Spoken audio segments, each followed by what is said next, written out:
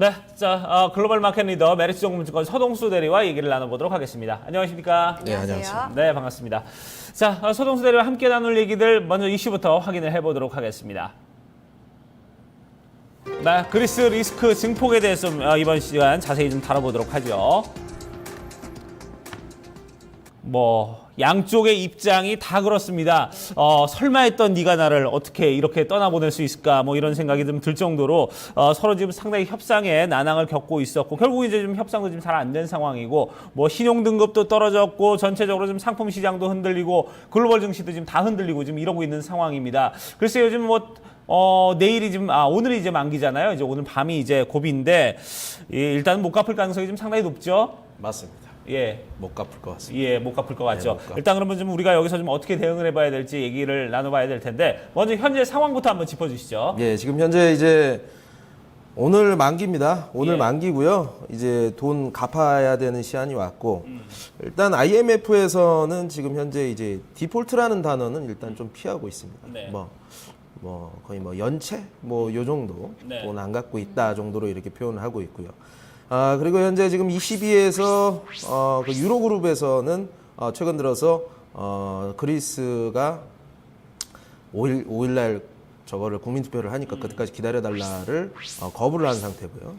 그리고 또 이제 한 가지를 더 따지자면 이제 ECB가 중요합니다. 네. ECB가 지금 ELA라는 긴급 유동성 장치 이것을 아직 지금 현행을 지금 유지하고 있는 상황. 아직 한도를 좀 늘리지 않고 있는 부분들. 제가 어제 달러로 말씀드렸었는데 그건 잘못된 것 같은데 890억 유로입니다. 네, 유로인데요. 어쨌든 지금 그게 연장이 돼서 일단 오늘이 지나고 나면 그리스는 실질적으로 돈을 못 갚게 되면 ELA를 통해 가지고 유동성 공급을 받으면서 약간 단기적으로는 연명을 할 수 있는 상황. 하지만 그런 것들이 이제 다 고갈이 되게 되면 실질적인 디폴트에 들어갈 수 있다. 시장은 지금 현재 디폴트 같은 느낌을 굉장히 많이 받고 있습니다. 그렇죠. 그러니까 전 세계 증시 상당히 많이 좀 조정이 되고 있고요. 근데 약간 2012년도 대비해서는 자산 가격들의 하락 움직임 진폭 자체가 상당히 좀 적다. 확실히 그때 해묵은 이런 리스크는 확실히 시장에 대해서 물론 많이 떨어진 거는 맞습니다만 그때 대비해서는 상대적으로 상당히 좀 자산 가격들이 변동폭이 많이 낮아졌다라고 좀 보여지네요. 네. 자, 일단은 지금 글쎄요, 내일 당장 못 갚는다 해도 아까 말했듯이 이제 디폴트라는 표현보다는 이제 연체라는 표현이 맞잖아요.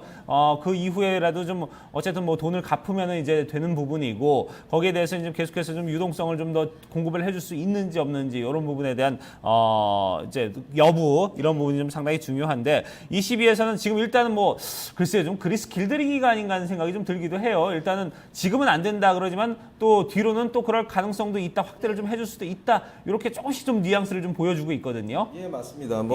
지금 어떻게 보면은 그 최대 채권국인 독일과 프랑스 쪽에서 나오고 있는 뉴스 플로우를 좀 감안을 해봤을 때, 프랑스 대통령이라든가 메르켈 총리라든가 독일 총리라든가 대화의 창은 언제든지 열려 있다. 국민투표 이후에도 우리가 한번 얘기를 해보자라고 분명히 얘기를 하고 있고요.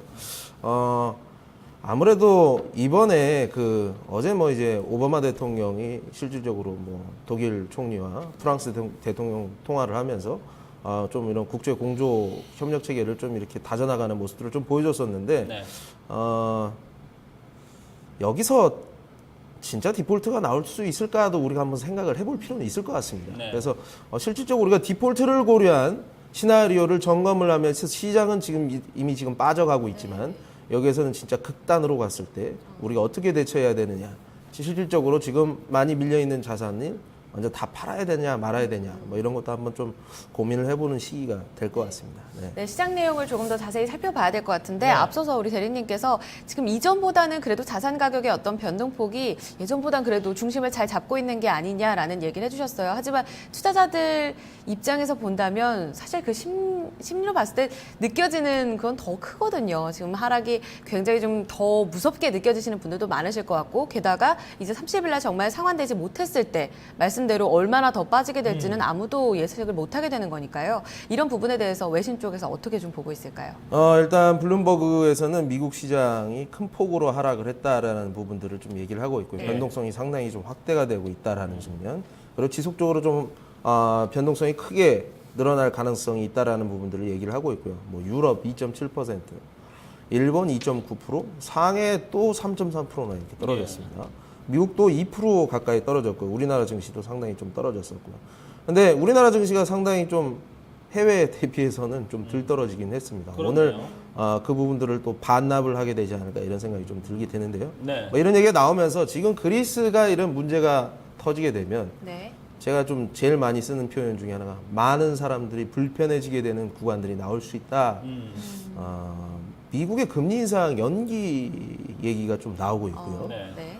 그리스 요 문제가 나올 때마다 시장을 너무 사고 싶다라고 하는 이제 애널리스트 표현도 있었습니다. 네, 네네. 그래요. 자, 지금 거기에다가 윌리엄 더들리 뉴욕 연방은행 총재가 금리 인상 뭐 올해 9월에 확 실시된다. 뭐 이렇게 자꾸 또 어떻게 보면 지금 시장에서 좀 눈치 없는 얘기를 하면서 오히려 뉴욕 시장 좀 더 떨어지게 좀 만들어지지 않았나 하는 생각이 들고요.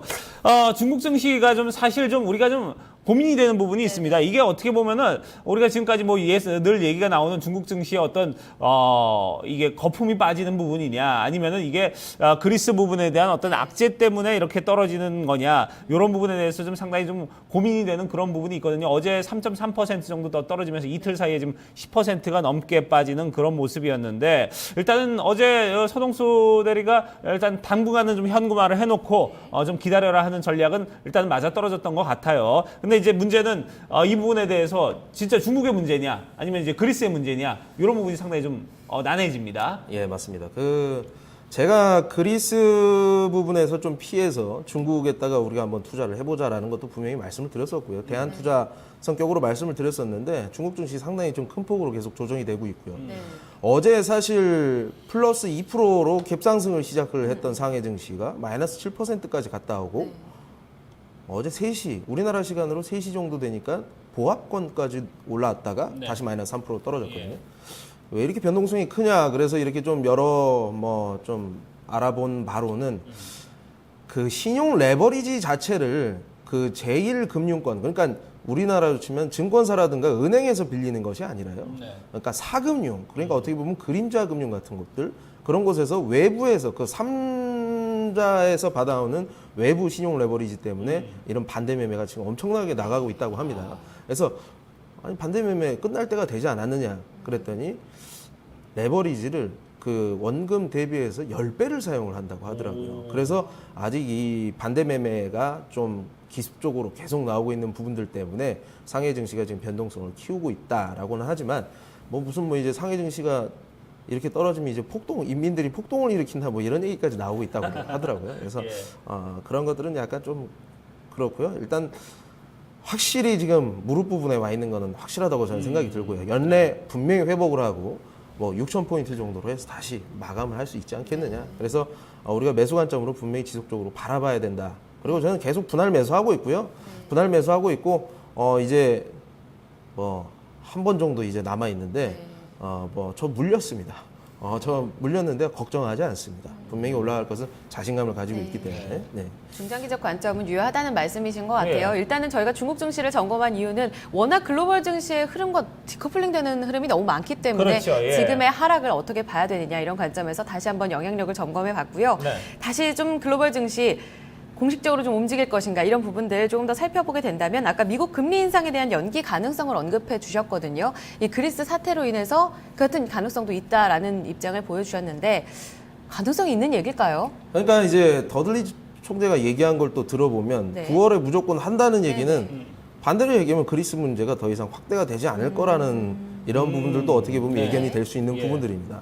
하지만 지금 우리가 아무것도 정해진 거는 없습니다. 그리고 코스닥 같은 경우는 지금 신고점에서 하루 정도 빠진 상황이고요. 물론 21선을 지금 깨고 내려가는 그런 상황이긴 합니다만 네네. 우리도 신용 물량 많지 않습니까? 이런 것들이 하락으로 갈 때 신용 물량이라는 게 사실 조금씩 부담이 되는 것이 사실인데 여기서 우리가 접근하는 방법을 한번 생각을 해보자면 중국 증시 같은 경우에는 상대적으로 굉장히 지금 부담이 없는 상황이다라고 보시면 될 것 같습니다. 네. 이미 신용 물량을 털어냈고 지금 내부적인 문제로 지금 이렇게 떨어져 나가 있는 상황. 지수 자체로 20%, 21%가 조정이 됐다고 한다면 이것은 웬만하면 엄청난 이 매수 타이밍으로 작용을 할 것이라고 좀 보고 있고요. 첫째는 그렇고 둘째로는 이건 아주 제한적인 트레이딩이긴 합니다만 오늘 개파락으로 시작하는 증시 그 중에서 본인이 가장 잘 알고 있다고 생각하는 종목 그리고 자기가 제일 신뢰하는 그런 그 회사에 대해서는 오늘 시초 그러니까 한 9시에서 9시 20분 정도 해서 이게 좀 말하는 게 좀 웃기긴 한데 저가를 형성할 가능성이 상당히 큽니다. 일 중에.